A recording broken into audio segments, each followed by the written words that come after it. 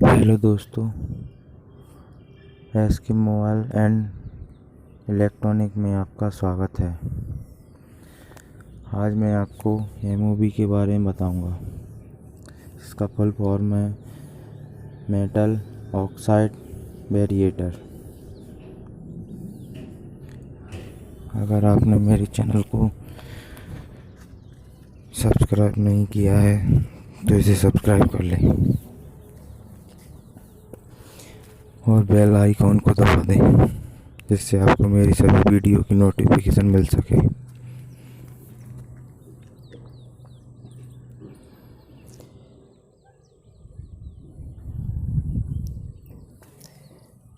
इसका यूज हम एसी की सर्किटों में कर सकते हैं।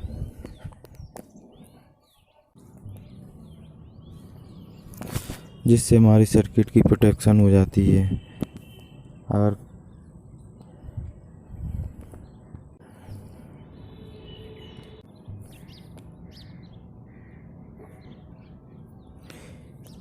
एक डायोड की तरह होता है, जिन्हें डायोड की तरह, और यूज इसे हम करते हैं एसी में, जिससे हमारी सर्किट की प्रोटेक्शन हो जाती है। कभी कभार अधिक वोल्टेज आ जाए तो ये अपने आप को शॉर्ट कर लेता है।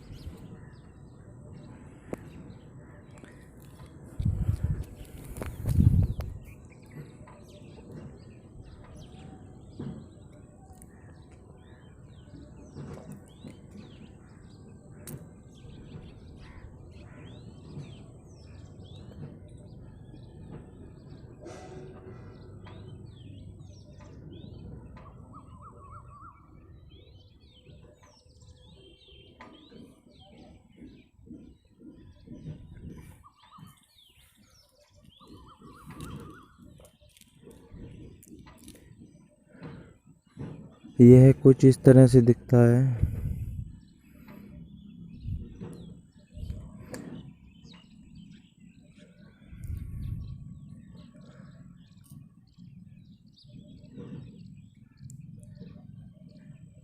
जिसमें पहले अक्षर में इसका डाया होता है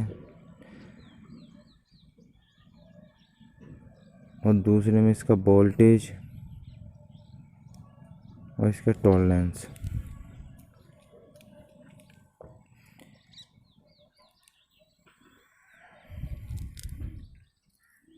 इसको मैं नंबरों से डिनोट कर देता हूँ, 1 2 3 4।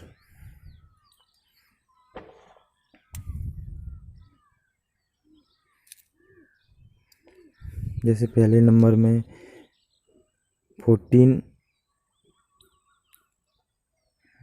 तो यह डिस्क का साइज होता है, जो आपकी एमओबी को दर्शाता है कितनी बड़ी है या कितनी छोटी है। इसको डायमीटर कहते हैं।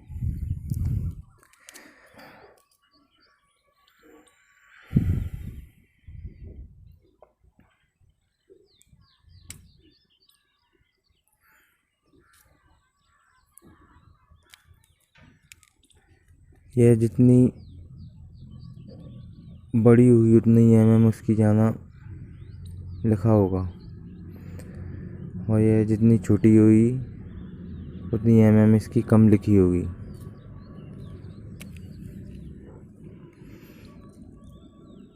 अब दूसरा, यह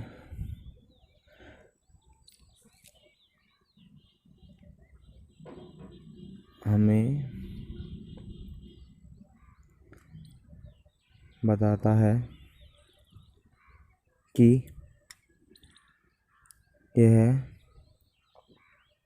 स्टैंडर्ड है या हाई वोल्टेज के लिए है। ज़्यादातर एमओबी में डी लिखा होता है, जो स्टैंडर्ड क्वालिटी का होता है और जिसे हम सर्किट में ज़्यादातर यूज करते हैं। और हमें डी वाला यूज करना चाहिए ज़्यादातर छोटी सर्किटों में।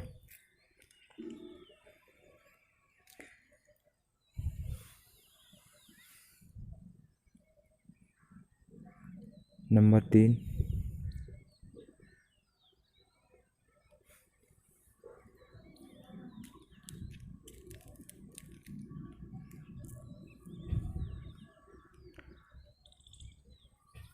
इसमें 2 और आते हैं, ई और आर। ई को हम हाई वोल्टेज के लिए इस्तेमाल करते हैं और आर को हम 34 mm डाया के लिए इस्तेमाल करते हैं, जिसे बहुत हैवी सर्किटों में यूज किया जाता है।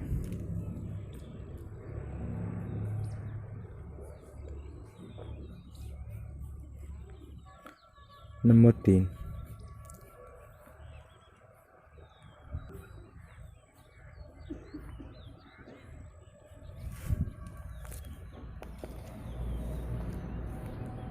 ये एमओबी का वोल्टेज दर्शाता है, जो हमें बताता है कि एमओबी हमारी कितने वोल्टेज की है।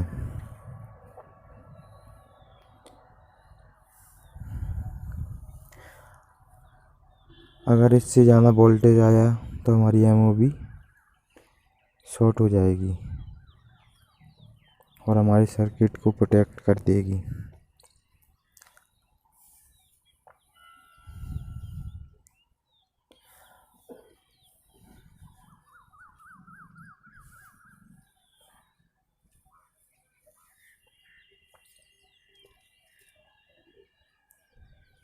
नंबर 4, ये हमारे टॉलरेंस के लिए होता है।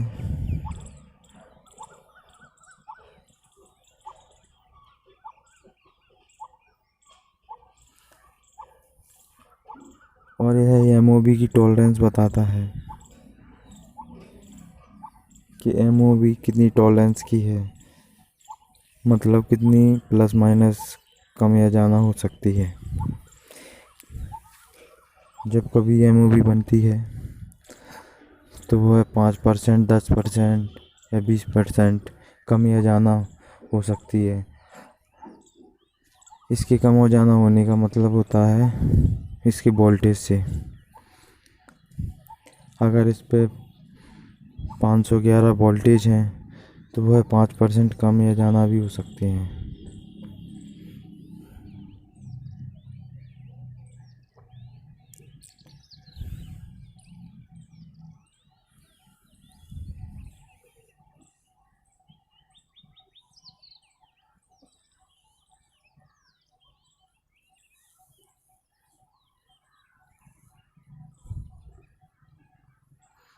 जैसे जे जे डोनेट करता है 5% प्लस माइनस को, कम या ज़्यादा।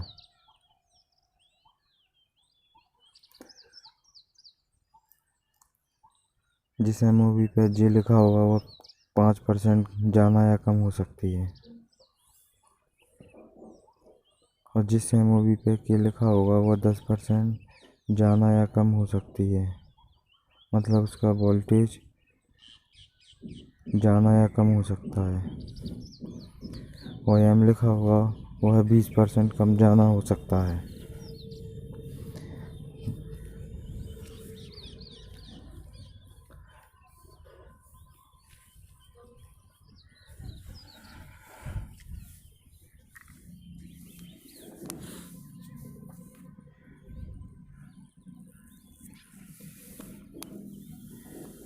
ज़्यादातर ये है 471 voltage, 511 voltage, 611 voltage, 671 voltage, 1 kilo voltage,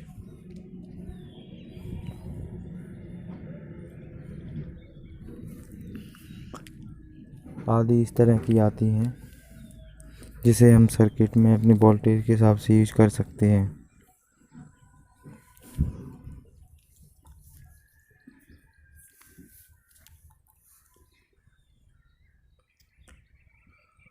और इसका जो एमएम होता है वो है, जैसे 05 mm, 07 mm, 09 mm, 10 mm आदि, जिसमें 05 mm, 07 mm, 09 mm इसको हम छोटी सर्किटों में यूज कर सकते हैं। जैसे छोटे वाट की CFL होती है, 9 वाट की, 5 वाट की, इनमें यूज कर सकते हैं। और नीचे की जो 10 और 40 mm है, उसको हम बड़ी वाट में इस्तेमाल कर सकते हैं। अब इसका यूज कैसे करते हैं सर्किट में। सबसे पहले दो सोर्स होते हैं AC के, AC1 और AC2। इसको हम एक फ्यूज के थ्रू लगाते हैं जो AC लाइन में होता है।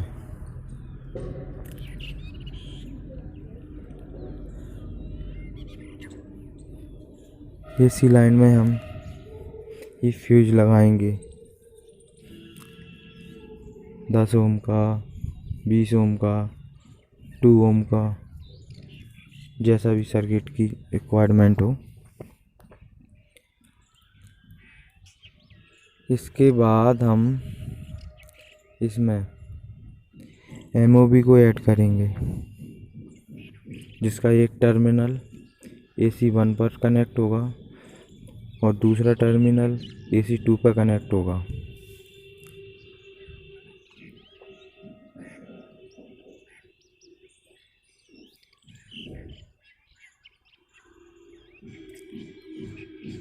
और उसको हम सर्किट के ब्रिज में जोड़ देंगे।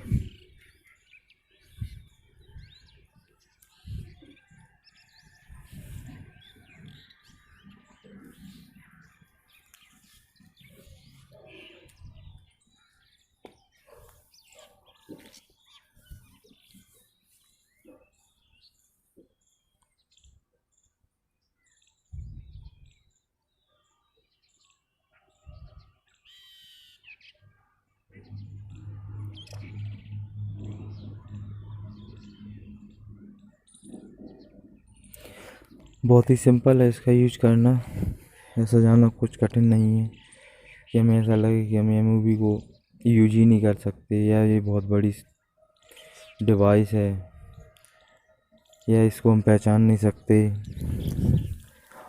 बहुत सारा डाउट रहता है, तो ऐसा तो कुछ भी नहीं है इसके अंदर।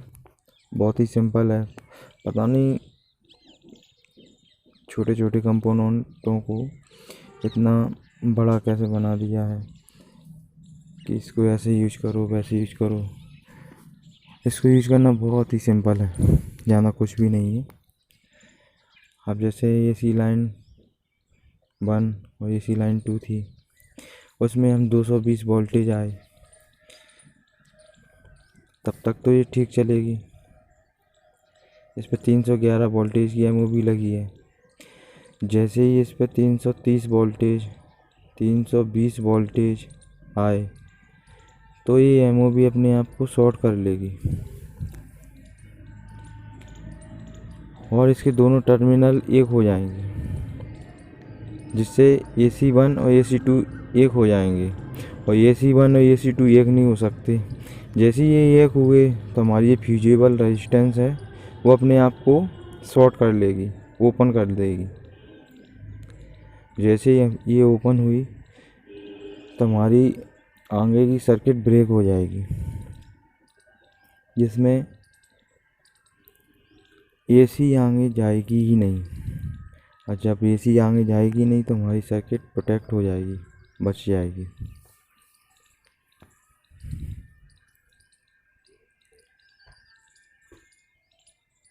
तो हमें इससे यही फ़ायदा होता है।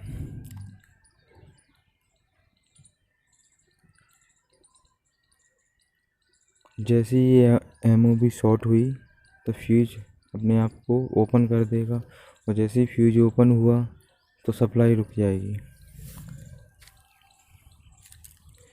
और हमारी सर्किट बच जाएगी जलने से, ख़राब होने से। तो इसका यही यूज है। लेकिन ये बहुत ही महत्वपूर्ण यूज है। अगर इसको हमने लगा लिया सर्किट में तो बहुत ही अच्छा यूज है इसका।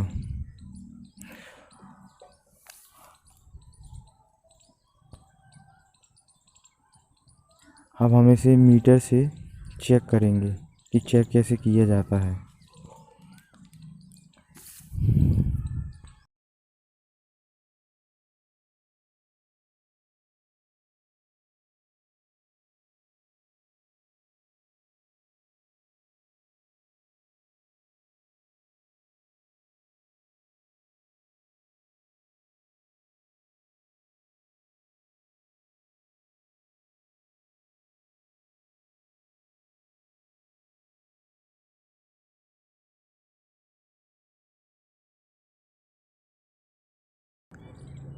सॉरी गाइस, मैंने मीटर को ऑन नहीं कर पाया था।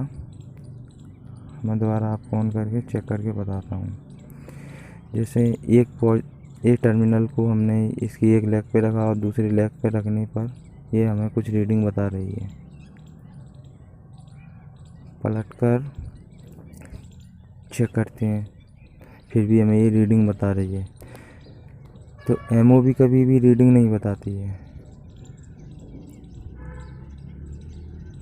जो रीडिंग बता रही थी वो ख़राब है। अभी सही एमओवी है जिसे हम चेक करते हैं। ये कोई रीडिंग नहीं बता रही, ना ही कोई बीप बता रही है। तो इसकी टर्मिनल को हम पलटकर चेक करते हैं क्या बताती है हमें। तब भी ये हमें कोई रीडिंग नहीं बता रही है, ना कोई बीप बता रही है। तो इसका मतलब है ये हमारी एमओवी सही है।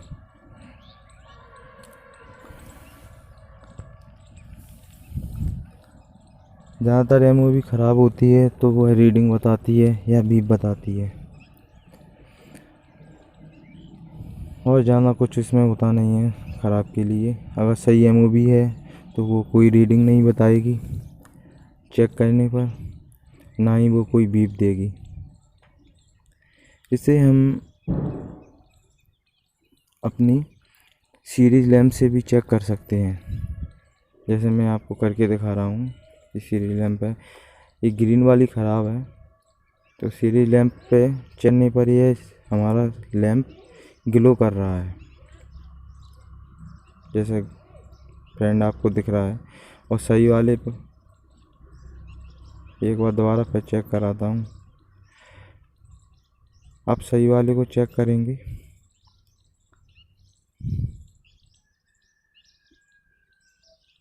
जिसको मैं चेक कर रहा हूँ तो उसमें कोई लैंप ग्लो नहीं हो रहा है। इसका मतलब ये हमारी एमओवी ठीक है। गाइस, मैं दोबारा भी चेक करके दिखा रहा हूँ आपको, देखिए।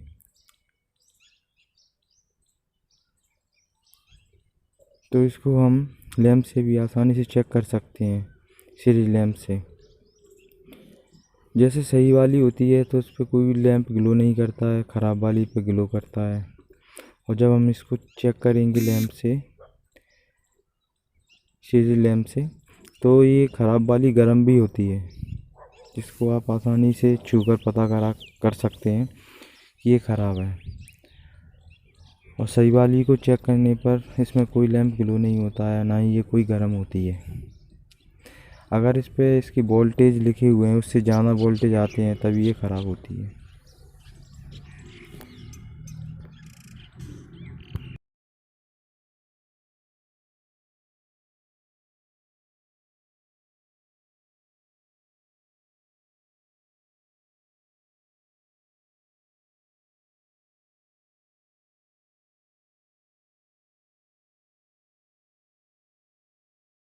ये जो नीली कलर की दिख रही है वो एमओवी है, जो ड्रम कॉल से होती हुई ब्रिज रेक्टिफायर में लगी हुई है। सबसे पहले ये फ्यूज लगा हुआ है, इससे होती है फ्रीज।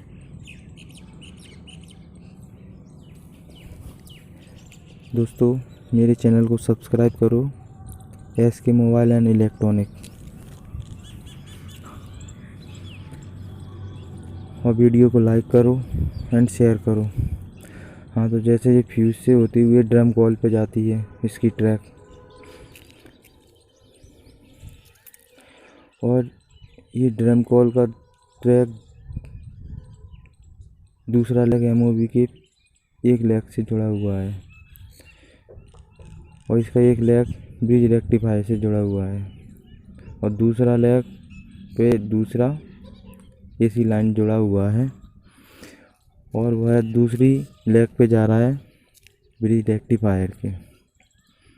मैं आपको बहुत क्लोज से दिखाने की कोशिश कर रहा हूँ।